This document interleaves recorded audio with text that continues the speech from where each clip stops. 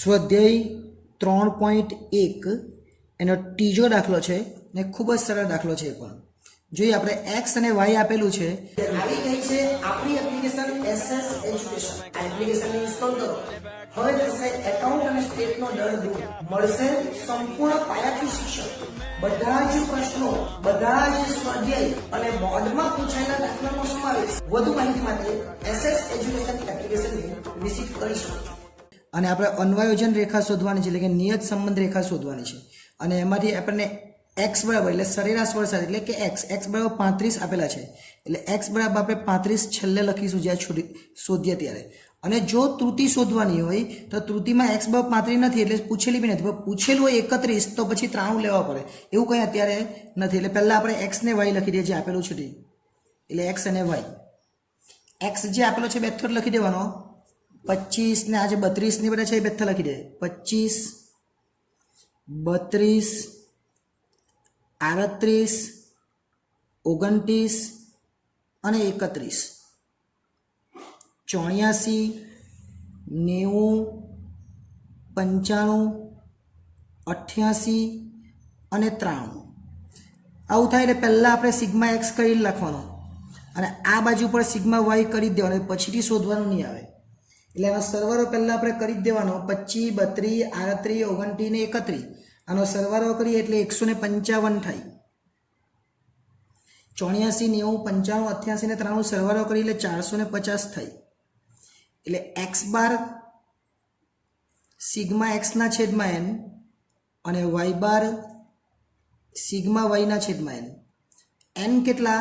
તો n કેટલા લેવાના તે આપણે અહીંયા ગણી કરવાના. 1 2 3 4 અને 5 ઉપર લખેલું છે અહીંયા 5 આપણે આ ગણિત લેવાના. 1 2 3 4 5 એટલે 155 ભાગ્યા 5 એટલે x બાર બરાબર 155 ભાગ્યા 5 એટલે 31 આવે. એ જ રીતના અહીંયા 450 ભાગ્યા 5 એટલે y બાર બરાબર 450 ભાગ્યા 5 કરે એટલે 90 આવે. અને જો પોઈન્ટમાં નહીં આવે તો આપણને ખબર છે કઈ રીત પોઈન્ટમાં નહીં આવે તો x માઇનસ x બાર વાળી રીત. એટલે અહીંયા આપણે લખીશું x માઇનસ x બાર અને y માઇનસ y બાર. x બાર બરાબર 31 આવ્યા છે અને y બાર બરાબર 90 આવ્યા છે. એટલે ઇઝી આ દાખલો થઈ જવાનો હવે, કેમ કે આપણને આ બે જ વસ્તુની જરૂર પડે. 25 માંથી 31 જાય તો -6, 32 માંથી 31 એટલે 1, 38 માંથી 31 એટલે 7, 29 માંથી 31 એટલે -2 અને 31 માંથી 31 એટલે 0.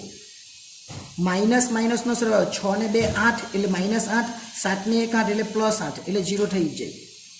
90 છે, 84 માંથી 90 જાય તો -6, 90 માંથી 90 0, 95 માંથી 90 5, 88 માંથી 90 -2 અને 93 માંથી 90 3. 5 ને 3 વત્તા 8 અને 6 ને 2 ઓછા 8 એટલે 0 થઈ જ જાય. હવે બંનેનો ગુણાકાર કરી દેવાનો. x માઇનસ x બાર અને y માઇનસ y બાર અને છેલ્લે એક જ પદનો આપણે વર્ગ કરીએ છીએ એટલે કે x માઇનસ x બારનો વર્ગ y માઇનસ y બારનો વર્ગ કરવાનો નથી આ રીતમાં આ ચેપ્ટરની અંદર. બાકી બીજું ચેપ્ટર એટલે આપણે કરવું પડે. આ બંનેનો ગુણાકાર એટલે 6 છંગ 36 પર આ ઓછા ને આ ઓછા એટલે વત્તા. 1 ગુણ્યા 0 એટલે 0, 7 5 35 એટલે વત્તા જ થવાના.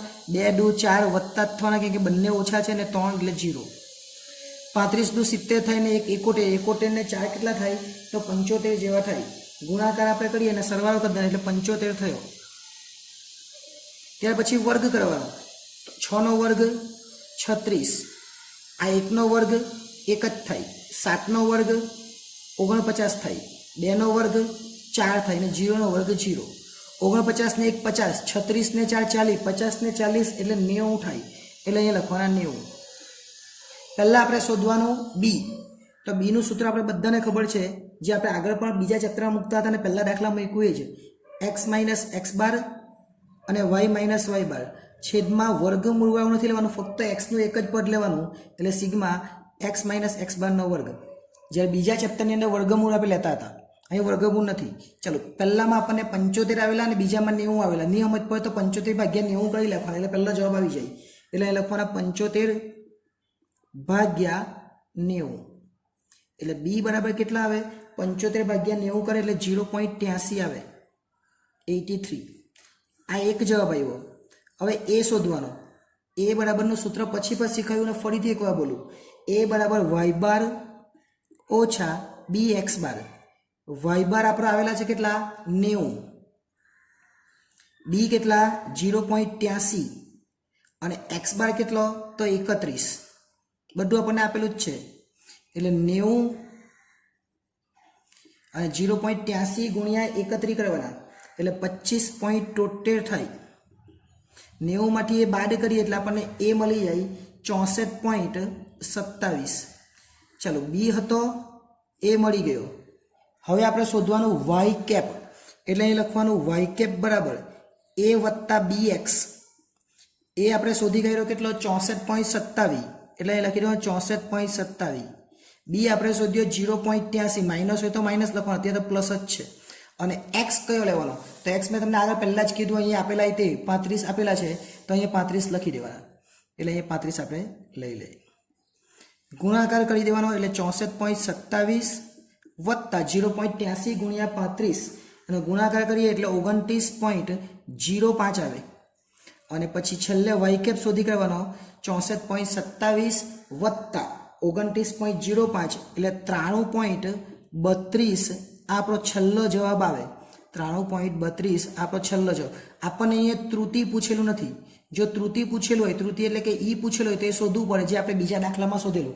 અહીંયા આપણને પૂછ્યું નથી એટલે અહીંયા આપણે શોધવાનું પણ નથી. પણ જો એવું કીધેલું હોય કે એક્સ બરાબર 29 માટે ત્રુટિ તો 88 માંથી આપણે આ બાદ કરવું પડે, એને ત્રુટિ કહેવાય. જો આવું પૂછેલું હોય તો અહીંયા નથી પૂછ્યું એટલે શોધવાની જરૂર નથી.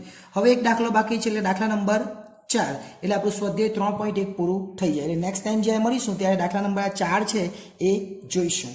આભાર.